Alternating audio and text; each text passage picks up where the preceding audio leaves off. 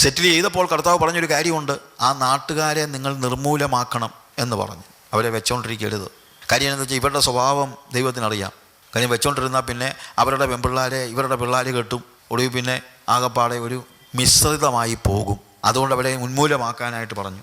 എന്നാൽ നമ്മൾ ന്യായാധിപന്മാരുടെ പുസ്തകം വായിക്കുമ്പോൾ അവിടെ നമ്മൾ കാണുന്നത് ആരെയും ഉന്മൂലമാക്കിയില്ല. എക്സെപ്റ്റ് നമ്മൾ ന്യായാധിപന്മാരുടെ പുസ്തകത്തിൽ അതിൻ്റെ 1-ാം അധ്യായം അതിൻ്റെ 20-ാമത്തെ വാക്യം വായിക്കുമ്പോൾ അവിടെ നമ്മൾ കാണുന്നത്, യഹോവ യഹൂദയോട് കൂടെ ഉണ്ടായിരുന്നു, അവർ മലനാട് കൈവശമാക്കി, എന്നാൽ താഴ്വരയിലെ നിവാസികൾക്ക് ഇരുമ്പുരഥങ്ങൾ ഉണ്ടായിരുന്നത് കൊണ്ട് അവരെ നീക്കിക്കളവാൻ കഴിഞ്ഞില്ല എന്നാണ് കാണുന്നത്. നീക്കിക്കളവാൻ കഴിഞ്ഞില്ല. 20-ാമത്തെ വാക്യത്തിൽ മോശ കൽപ്പിച്ചതുപോലെ അവർ കാലേബിന് ഹെബ്രോൻ കൊടുത്തു. അവൻ അവിടെ നിന്ന് അനാക്കിൻ്റെ 3 പുത്രന്മാരെയും നീക്കിക്കളഞ്ഞു.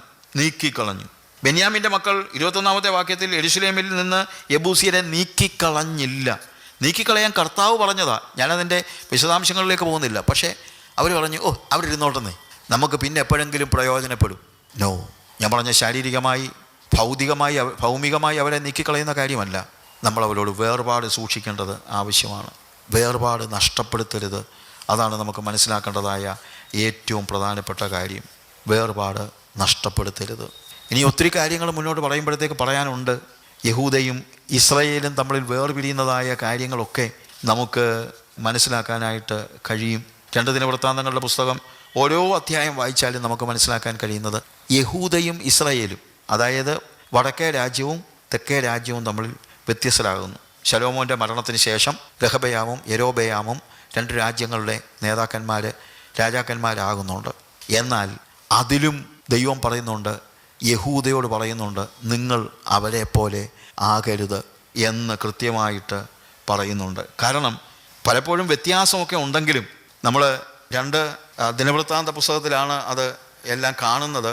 അതിലേക്ക് ഞാൻ ഒത്തിരി കടക്കുന്നില്ല. എങ്കിലും യഹൂദ ദൈവ ശബ്ദം കേൾക്കുന്നവരും അതിൻ്റെ 11-ാമത്തെ അധ്യായത്തിൽ 2 ദിനവൃത്താന്തം 11-ാം അധ്യായത്തിൽ നമ്മൾ കാണുന്നത് അതിൻ്റെ 1 മുതൽ 4 വരെയുള്ള വാക്യങ്ങൾ. രഹബയാം യെരൂശലേമിൽ വന്ന ശേഷം ഇസ്രായേലിനോട് യുദ്ധം ചെയ്ത് രാജ്യത്വം രഹബയാമിന് വീണ്ടുകൊള്ളേണ്ടതിന് യഹൂദയുടെയും ബെന്യാമിൻ്റെയും ഗൃഹത്തിൽ നിന്ന് ശ്രേഷ്ഠ യോദ്ധാക്കളായ 1,80,000 പേരെ ചേർത്തു. എന്നാൽ ദൈവപുരുഷനായ ശെമയ്യാവ് യഹോവയുടെ അരുളപ്പാട് അവനുണ്ടായി. ശലോമോൻ്റെ മകനായി യഹൂദ രാജാവായ രഹബയാമിനോടും യഹൂദിയയിലും ബെന്യാമീനിലുമുള്ള എല്ലാ ഇസ്രായേലിനോടും പറയുക, നിങ്ങൾ പുറപ്പെടരുത്, നിങ്ങളുടെ സഹോദരന്മാരോട് യുദ്ധം ചെയ്യരുത്, ഓരോരുത്തൻ താന്താൻ്റെ വീട്ടിലേക്ക് മടങ്ങിപ്പോകുവിൻ. ഈ കാര്യം എൻ്റെ ഹിതത്താൽ സംഭവിച്ചിരിക്കുന്നു. അത് കേട്ട് കഴിഞ്ഞപ്പോൾ നമ്മളെന്താ അവിടെ സംഭവിക്കുന്നതെന്നറിയാമോ? രഹബയാം ശരിക്കും പറഞ്ഞു കഴിഞ്ഞാൽ ആ ദൈവ ശബ്ദം കേട്ടിട്ട് അവരോട് യുദ്ധം ചെയ്യുന്നത് വേണ്ടെന്ന് വെച്ചെന്നാണ് എഴുതിയിരിക്കുന്നത്. അവിടെ എഴുതിയിരിക്കുന്നത്, ഈ കാര്യം എൻ്റെ ഹിതത്താൽ സംഭവിച്ചിരിക്കുന്നു പ്രകാരം യഹോവ അരുളി ചെയ്യുന്നു. അവർ യഹോവയുടെ അരുളപ്പാട് അനുസരിക്കുകയും യൊരോബയാമിൻ്റെ നേരെ ചെല്ലാതെ മടങ്ങിപ്പോകുകയും ചെയ്തു. കുറേ കാലത്തേക്ക് നമ്മൾ കാണുന്നത്, പിന്നീട് വ്യത്യാസം ഉണ്ടായെങ്കിലും യഹൂദയും ഇസ്രായേലും തമ്മിൽ വ്യത്യസ്തരായിരുന്നു. അതിൽ പലപ്പോഴും ദൈവം തന്നെ പറയുന്നുണ്ട്. ഓരോ അധ്യായങ്ങളിലും നമ്മൾ കാണുമ്പോൾ ദൈവം പറയുന്നുണ്ട്, നിങ്ങൾ വടക്കേ രാജ്യത്തിലെ രാജാക്കന്മാർ അല്ലെങ്കിൽ യഹൂദ രാജ്യത്തോട് പറയുന്നു, നിങ്ങൾ ഇസ്രായേല്യരെ പോലെ ആകരുത്. അപ്പോൾ വേർപാട് വേണ്ടത്, ഒന്ന്, നമ്മൾ മിസ്രൈമ്യരെ പോലെ ആകരുത്, നമ്മൾ കനാന്യരെ പോലെ ആകരുത്. ഇനി ദൈവത്തെ നിഷേധിച്ചു പോകുന്ന ഒരു ഇസ്രായേൽ രാജ്യത്തെ പോലെ യഹൂദ ആകരുത്. ദൈവമക്കളുടെ ഇടയിൽ തന്നെ ചിലപ്പോൾ നമുക്ക് വേർപാട് വേണ്ടി വരും എന്നുള്ളതാണ് ഞാൻ പറയാൻ ഉദ്ദേശിച്ചതായ കാര്യം. എപ്പോഴെങ്കിലും സമയമനുസരിച്ച്, കാര്യം ഇതൊരു വലിയൊരു സബ്ജക്റ്റാണ്. അത് ഞാൻ ഇപ്പോൾ ഇതിനോട് ചേർന്നെടുക്കാനായിട്ട് നമുക്ക് സമയമില്ല. അപ്പോൾ നാം മിസ്രൈമിനോട് വേർപെടണം, കനാന്യരോട് വേർപെടണം. എന്നാൽ ദൈവത്തിൻ്റെ പിന്നാലെ ഇറങ്ങി പുറപ്പെട്ട ജനം, അവർ പിന്മാറി ദൈവത്തെ ഉപേക്ഷിച്ചാൽ അവരിൽ നിന്നും നമ്മൾ വേർപെടണം. ഞാൻ പറഞ്ഞ വ്യത്യാസം മനസ്സിലായല്ലോ. വിജാതീയരായ മിസ്രൈമ്യരോടും വിജാതീയരായ കനാന്യരോടും മാത്രമല്ല, ദൈവത്തെ വിശ്വസിച്ചിറങ്ങിയ, ദൈവത്തിൻ്റെ പിന്നാലെ ഇറങ്ങി പുറപ്പെട്ട ജനം പിന്മാറി ദൈവത്തെ ഉപേക്ഷിച്ചു പോയാൽ അവരോടും നമ്മൾ വേർപെടണം. ഇത് നമ്മൾ ശരിക്കും പറഞ്ഞു കഴിഞ്ഞാൽ ഈ യഹൂദ അല്ലെങ്കിൽ ശലോമോന് ശേഷമുള്ള കാര്യത്തിലേക്കൊന്നും പോകണ്ട. പഴയ കാലഘട്ടത്തിൽ തന്നെ നമ്മൾ നോക്കിയാൽ ഇവിടെ പുറപ്പാട് പുസ്തകത്തിൻ്റെ 32-ാം അധ്യായത്തിൽ മോശ പർവ്വതത്തിലേക്ക് കയറിപ്പോയ ചരിത്രം നമുക്കറിയാം. പർവ്വതത്തിലേക്ക് കയറിപ്പോയി അവൻ വരാൻ അല്പം താമസിക്കുന്നത് എന്ന് കണ്ടു കഴിഞ്ഞപ്പോൾ എന്താ അവിടെ കാണുന്നത്? ഇസ്രായേൽ മക്കൾ എല്ലാവരും കൂടെ നമ്മൾ 32-ാമത്തെ അധ്യായത്തിൽ മോശ പർവ്വതത്തിൽ നിന്ന് ഇറങ്ങി വരുവാൻ താമസിക്കുന്നത് ജനം കണ്ടപ്പോൾ ജനം അഹരോൻ്റെ അടുക്കൽ വന്നുകൂടി അവനോട്, നീ എഴുന്നേറ്റ് ഞങ്ങളുടെ മുമ്പിൽ നടക്കേണ്ടതിനൊരു ദൈവത്തെ ഉണ്ടാക്കി തരിക. ഞങ്ങളെ മിസ്രൈമിൽ നിന്ന് പുറപ്പെടുവിച്ചു കൊണ്ടുവന്ന ഈ പുരുഷനായ മോശയ്ക്ക് എന്ത് ഭവിച്ചു എന്ന് ഞങ്ങൾ അറിയുന്നില്ലല്ലോ. നോക്കിക്കേ, ആരായി പറയുന്നത്? ചോരത്തള്ളി ആചരിച്ചവരായി ഇവരെല്ലാവരും.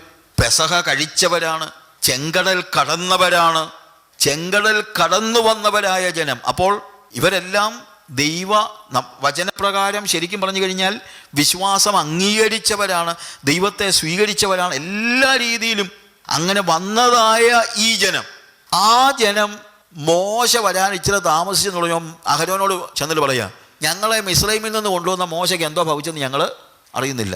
നോക്ക്, അതുകൊണ്ട് നീ ഒരു കാര്യം ചെയ്യുക, ഞങ്ങൾക്ക് മുമ്പിൽ നടക്കേണ്ടതിന് ഞങ്ങൾക്കൊരു ദൈവത്തെ ഉണ്ടാക്കി തരിക.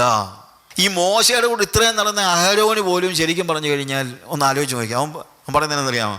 ഓക്കെ, എന്നാൽ പിന്നെ ഒരു ദൈവത്തെ ഉണ്ടാക്കാം എന്ന് പറഞ്ഞ് നിങ്ങളുടെ ഭാര്യമാരുടെയും പുത്രന്മാരുടെയും പുത്രിമാരുടെയും കാതിലെ പൊൻകുണുക്കുകൾ എല്ലാം പറിച്ച് എൻ്റെ അടുക്കൽ കൊണ്ടുവരും. അതെല്ലാം കൂടെ കൊണ്ടുവന്നു.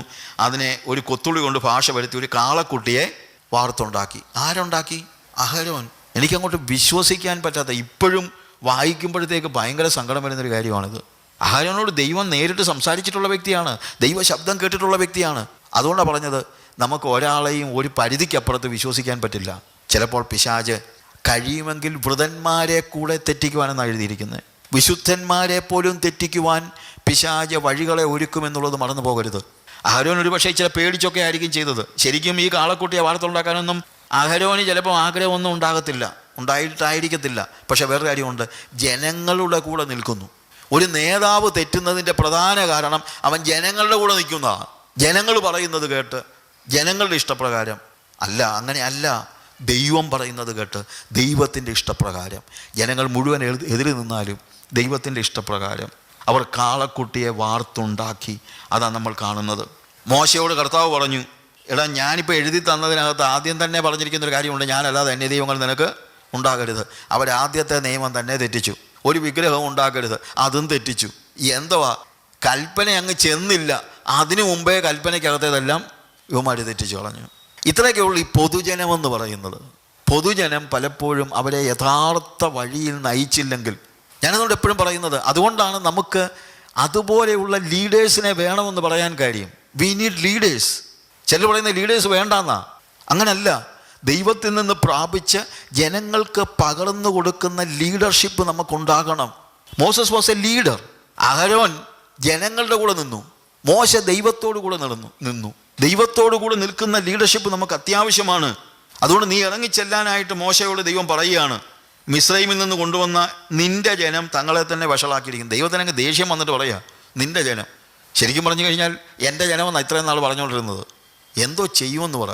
അങ്ങനെ അവൻ താഴെ വന്ന് കർത്താവ് പറയുകയാണ്, അതിന് മുമ്പേ തന്നെ കർത്താവ് പറയുകയാണ്, ഈ ജനം ദുഷ്ടാഠ്യമുള്ള ജനമെന്ന് ഞാൻ കണ്ടു, അതുകൊണ്ട് എൻ്റെ കോപം അവർക്ക് വിരോധമായി ജ്വലിച്ച് ഞാൻ അവരെ ദഹിപ്പിക്കേണ്ടതിന് എന്നെ വിടുക, ഞാൻ നിന്നെ വലിയൊരു ജാതിയാക്കുമെന്ന് യഹോവ മോശയോട് അരുളി ചെയ്തു. മോശ പറഞ്ഞില്ല, എന്നാൽ പിന്നെ അവർ പോട്ടെ, നീ എന്നെ ഒരു വലിയ ജാതിയാക്കാൻ പറഞ്ഞില്ല. അതാണ് ലീഡറിൻ്റെ പ്രത്യേകത, യഥാർത്ഥ ലീഡർ. അവൻ പറഞ്ഞു, കർത്താവേ, അങ്ങനെ പറയരുതേ.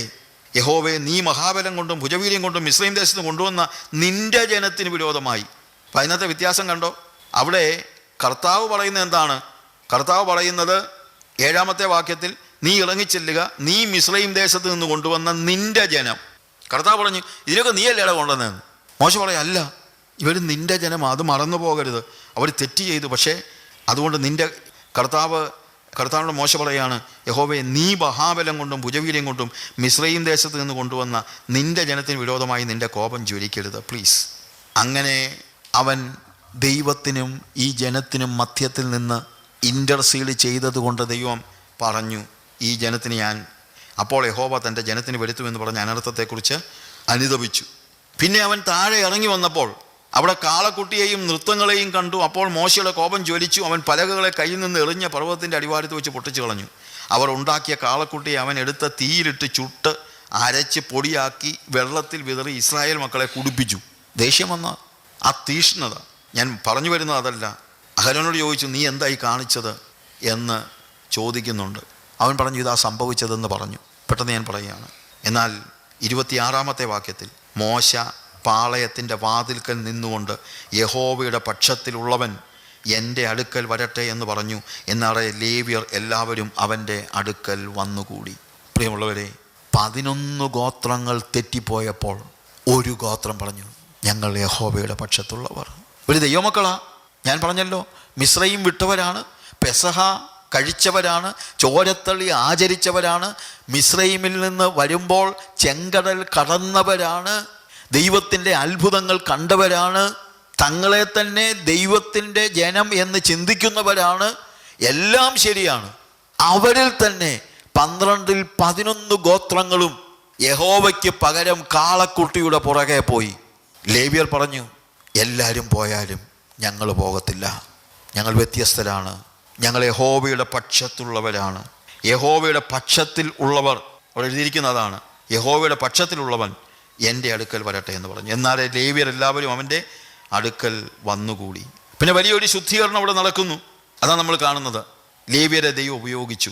അവിടെ നമ്മൾ വീണ്ടും കാണുന്നത്, ദൈവം അവൻ്റെ കോപം മായ്ക്കുവാൻ വേണ്ടി മോശ അവൻ്റെ മുമ്പിൽ വീണ്ടും കയറി ചെല്ലുന്നതാണ് 32-ാം അധ്യായത്തിൽ നമ്മൾ കാണുന്നത്.